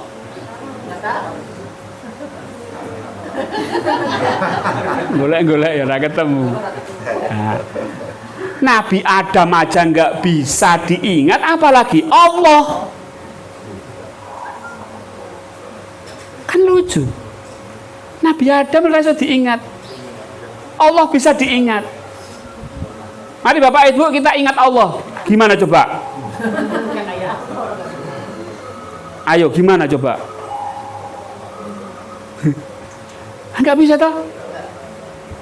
Zikrullah, mengingat Allah. Ayo mengingat Allah, ingat Allah. Piye caranya? Wah iya ya, Nabi Adam aja nggak bisa diingat. Ini Allah kok bisa diingat? Nggak mungkin. Maka tidak diingat, tapi disadari. Nah, seolah-olah engkau melihatku atau seolah, atau aku melihatmu. Kalau aku melihatmu tidak seolah-olah lagi karena Allah melihat kita. Tapi kalau kita melihat Allah itu seolah-olah. Berarti pakai kesadaran. Lupa, berarti itu terjemahan Al-Quran yang di Quran mengingat Allah itu salah. Salah. Jangan diikuti. Kurang ajar guys. Purwanto mulai kurang ajar guys. Nyalah-nyalah ke terjemahan Al-Quran sa Indonesia Raya. Padahal itu ahli tafsir ya. Emang ahli waris. Warisan. Dan saya gara-garanya itu kenapa kok saya berpendapat bahwa diko itu menyadari Allah? Karena saya belajar ilmu psikologi, ilmu kognitif. kok rasa sesuai karo ilmu iki piye gitu loh terjemahan ini. Kalau ahli tafsir karena dia bukan psikologi, nggak tahu ilmu psikologi Pak. Ahli tafsir, ahli penerjemah itu ahli bahasa Arab, kan bukan ahli psikologi loh Pak. Wah itu kalau sampai hari ini ada Depak dengar kritikan saya, itu Quran bisa ditarik semua Pak. Terjemah itu wah salah nanti penerbit bisa tutup rugi loh Pak. Sudah diterbitkan sekian puluh ribu eksemplar ditarik. Tapi fatal menerjemahkan dikulos ingat Allah itu fatal. Kenapa? Itu bisa menonaktifkan kesadaran kita. Nggak bisa apa-apa sudah. Ketika sholat apa yang dilakukan? Ingat Allah. Karena nggak bisa ingat Allah, terus ingat, nggak ngelambrang. Tulisan alif lam ha. Wah. Jadi ketika Allah itu membayangkan tulisan Allahu Akbar, ketake kusuk ning bayangke tulisan, bukan menyadari Allah. Itu kesalahan bahasa berakibat fatal terhadap kesadaran. Padahal kesadaran ini paling utama di dalam membentuk karakter orang sholat. Kenapa orang sholat jengkang-jengking kok akhlaknya kok podo wae? Sholat melaku maksiat melaku, sholat jalan maksiat jalan, karena pakai ingat Allah terjemahannya. Wah kendelmen gue ngomong ben sisan. Kenapa begitu? Karena kesalahan penerjemahan Pak, kesalahan fatal. Akhirnya orang nggak mau sadar gitu, pakai ingat pun nggak bisa ingat Allah, ingat akan ciptaan Allah. Ciptaan Allah itu Allah atau bukan? Bukan. Ketika Allah membayangkan ciptaan Allah yang ada di alam semesta, itu kan bukan Allah Pak, itu kan ciptaan Allah. Padahal kita ini dirikanlah sholat untuk sembahlah aku, menyadariku.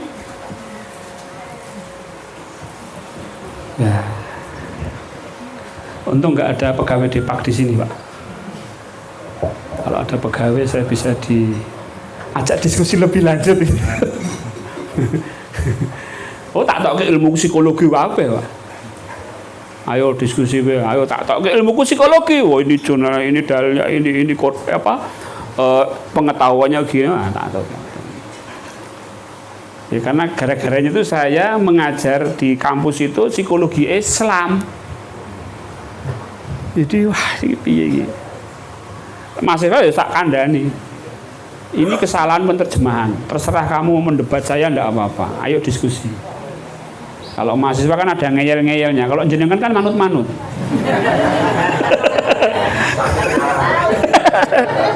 Manut-manut. Kalau mahasiswa, wah tanya, ayo. Di kelas boleh debat. Kamu boleh nggak setuju sama saya. Tapi kalau ujian kamu harus ngikuti pendapat saya. Kalau nggak ngikuti pendapat saya, tak salahke bijimu elek. Gelem ora? Tapi kalau di kelas mau debat boleh Pak. Oh gitu. Ngeyel boleh di kelas, di luar nggak boleh ngeyel. Itu kalau di lingkungan mahasiswa. Baik, lanjut Pak Sim. Nah, Bapak Ibu, kita meningkat pemahamannya. Jadi kalau tadi kita sudah belajar tentang menyadari Allah, ya kan? Sudah nggih? Sudah paham? Ini karena belajarnya ini saya naikkan gitu loh Pak. Step-stepnya. Kalau ini belum paham, diskusi dulu aja. Tapi kalau nanti nggak paham terus saya masuk ke sini tambah nggak paham.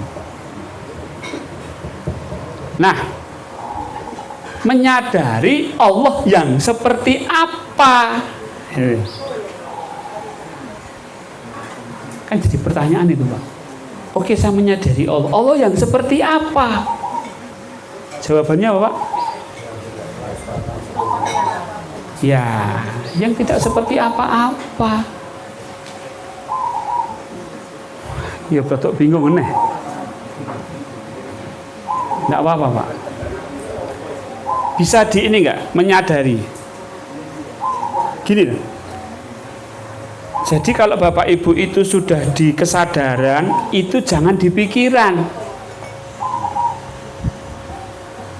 Kalau Bapak Ibu di kesadaran, kembali ke pikiran lagi, bingung, Pak. Makanya ilmu tasawuf itu kenapa membingungkan? Karena bicaranya di wilayah kesadaran. Allah yang tidak serupa dengan apapun. Qul huwa Allahu ahad. Ahad itu gimana? Nah, tidak ada yang lain. Satu. Allahus somad. Somad itu apa? Lupa saya. Hah? Minta. Lam yalid walam yulad. Nah, tidak beranak dan tidak diperanakkan. Wes gimana coba, Pak? Kan sudah mengajak kita untuk tidak berpikir, kan? Coba dipikir, lam yalid walam yulad, tidak beranak dan tidak diperanakkan. Coba mikir. Ya nggak bisa kan, Pak ya? Ya, Bu ya. Artinya begini, ayat ini mengajak kita ojo dipikir. Alif lam mim. Ojo dipikir wis alif lam mim sono. Yasin. Ya sono kuwi gitu loh. Artinya kalimat-kalimat itu tuh menafikan pikiran.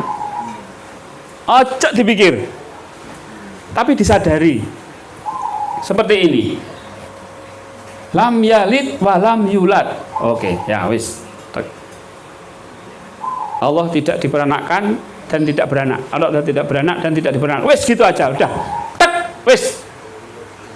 Jangan masuk ke pikiran. Iya ya. Kok tidak beranak dan tidak diperanakkan ki piye ya?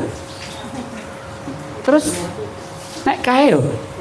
Ndok karo pitik sik endi ya? Hah? Ah wis yo dipikir yo. Ndok karo pitik sik endi? Sik ndok. Lah terus sing ngendok sapa? Lah pitik. Lah pitik sing apa? Ngendok. Lah terus sing ngendok sapa? Maka lam yalid walam yulad ngajak kita untuk kesadar, Pak. Tidak kepikiran. Piye to, Pak? Wong urip kok retuk mikir iki piye? Sing larang mikir ki siapa? Saya kan enggak larang berpikir. Ayo ke kesadaran.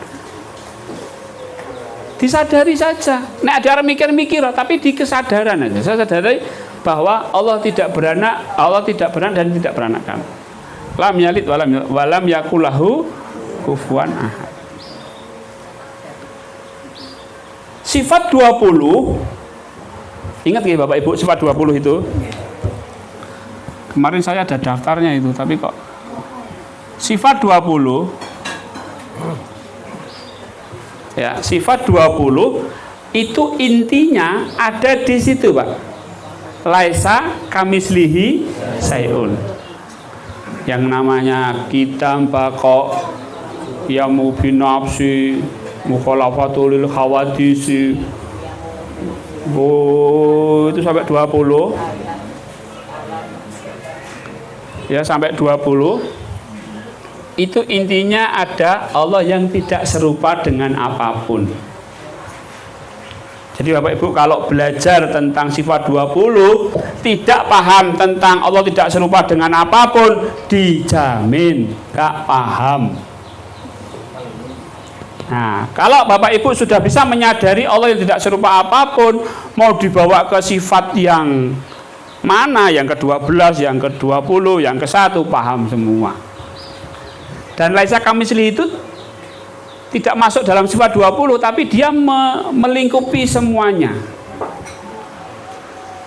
laisa kamislihi syai'un. Allah tidak serupa dengan apapun.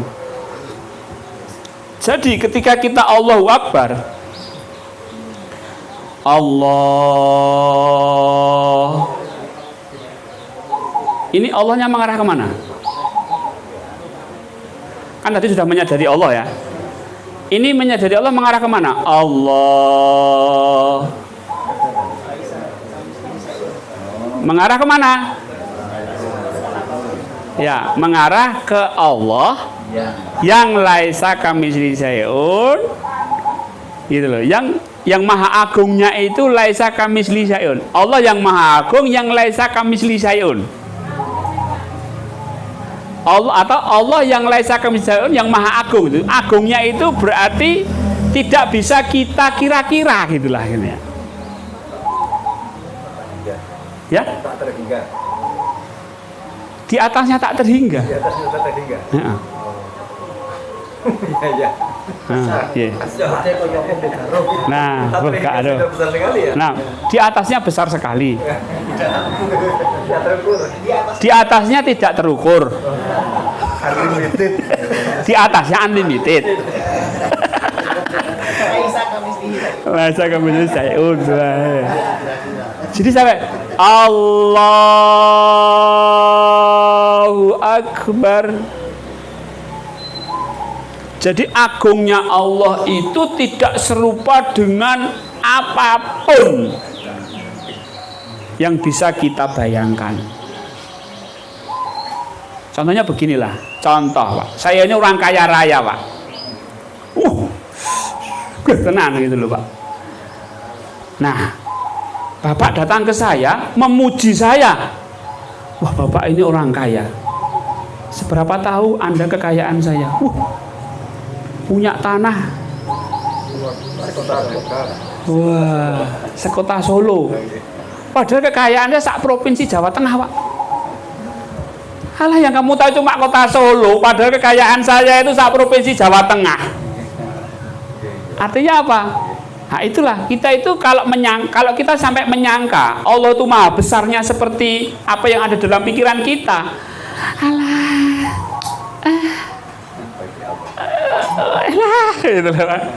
Allah itu tidak sesuai dengan apa yang kamu pikirkan, meskipun kamu sudah memikirkan Allah itu paling besar.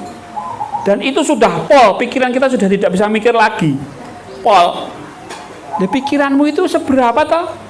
Bisa memikirkan kekayaan saya? Kata Allah, tidak bisa. Maka masuk kepada kekayaannya Allah yang tidak, kekayaan yang tidak bisa saya bayangkan, kekayaan yang tidak serupa dengan apapun. Wah, gitu Pak. Lebih besar dari segala-galanya. Lebih besar Dari segala-galanya. Maka kata Allahu Akbar itu sebenarnya bukan, kalau bahasa Inggrisnya itu apa? Best itu apa? The biggest itu apa namanya? The biggest, kemudian bigger, superlatif. Kalau bigger apa? Perbandingan itu loh, komparatif. Jadi kalimat Allahu Akbar, kalimat Allahu Akbar itu bukan Allah maha besar sebenarnya, atau Allah lebih Allah paling besar, itu enggak. Tapi Allah lebih besar. Kalimat itu komparatif, degree of komparatif gitu. Jadi ketika kita memahami kebesaran segini, lebih dari itu. Kita memahami Allah sebesar ini, lebih dari itu. Kita memahami keagungan Allah, lebih dari itu. Lebih dari itu, lebih dari itu, lebih dari itu, sampai blong. Wes gak ono sih dibanding kemeneng. Nah, itu baru. Jadi kita menuju kepada Allah, di mana Allah itu tidak serupa dengan apapun. Nek wong Jawa itu gini Pak, golek ana susuwe angin. Loh, piye kuwi? Golek ana susuwe angin, nek susuwe manuk ketok Pak, oh kae. Nek susuwe angin. Ya? Susuh. Tempatnya angin. Susuwe angin. Wong ngene wis ora ketok apa meneh susuwe gitu loh, Pak. Ya kan? Golek ana Gusti Allah, carilah Allah sampai enggak ketemu Allahnya, itu yang bener. Nek golek Gusti Allah kok ngantek ketemu, itu bukan Allah. Itu orang Jawa. Berarti Allah itu memang tidak serupa dengan apapun. Bukan hanya makhluk, ya makhluk, tapi makhluk itu kan berarti masih apapun, Pak.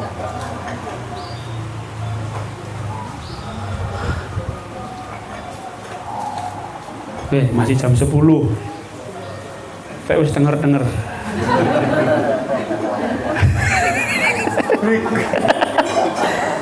Perlu break? Ngopi dulu ya. Tapi maamnya nanti lo ya. Mau sama. Itu ada snack itu nggak kemakan nanti snacknya itu. Itu ada donat. Donat itu dari jamaah kita, Ustaz Musa. Enak itu ada tengkleng, itu juga dari sponsor by Pak Koko. Terus apa Bu itu? Wingko dari Pak Semarang mesti. Dari Pak Sabar. Oh enggak Pak Untung. Dodol, nah itu dari Kudus. Mas, sini itu banyak sponsor. Makanya di sini tuh happy ya Pak Ibu. Ini mau minum atau enggak? Iya pesan.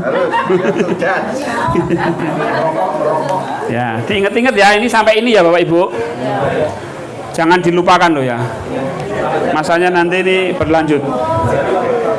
1/4 jam. Suwe-suwe, doyone hilang.